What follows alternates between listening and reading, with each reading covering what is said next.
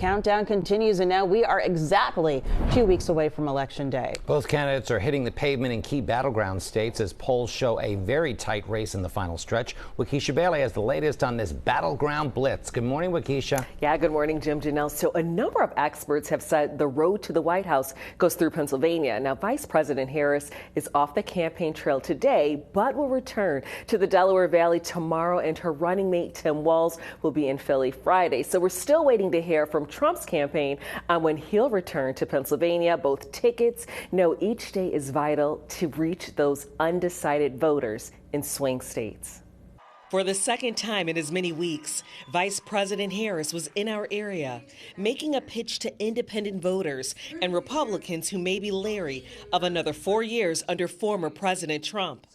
By her side, former Republican Congresswoman Liz Cheney. You can vote your conscience and not ever have to say a word to anybody. The vice president pledged, if elected, to appoint a Republican to her cabinet. The vast majority of us have so much more in common than what separates us. The two also held similar town halls in Michigan and in Wisconsin tonight.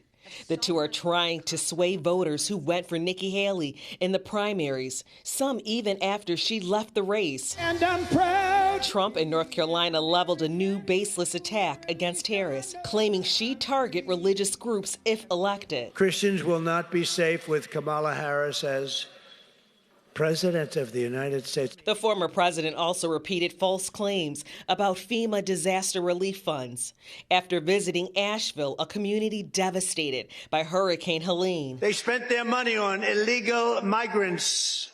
They spent their money.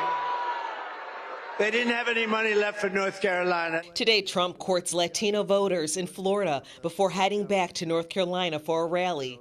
Harris is off the campaign trail today, but her media blitz continues.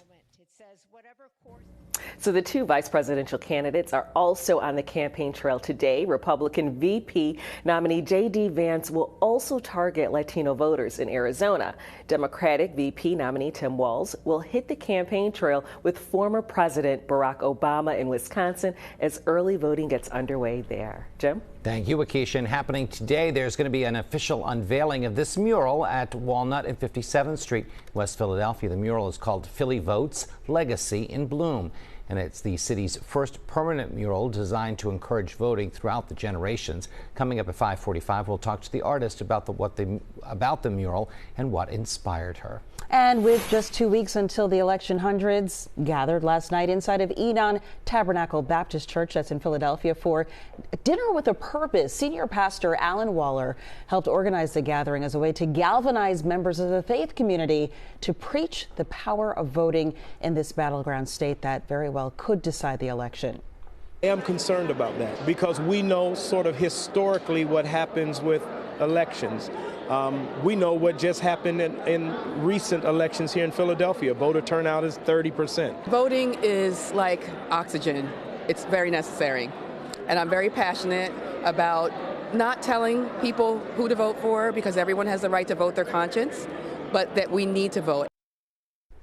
Both of them adding that knowing what's on the line makes every vote matter that much more. And stay with CBS News Philadelphia as we bring you the latest on the race for the White House and other local races that impact you when we're not on TV. You can find up-to-the-minute information online at cbsphiladelphia.com.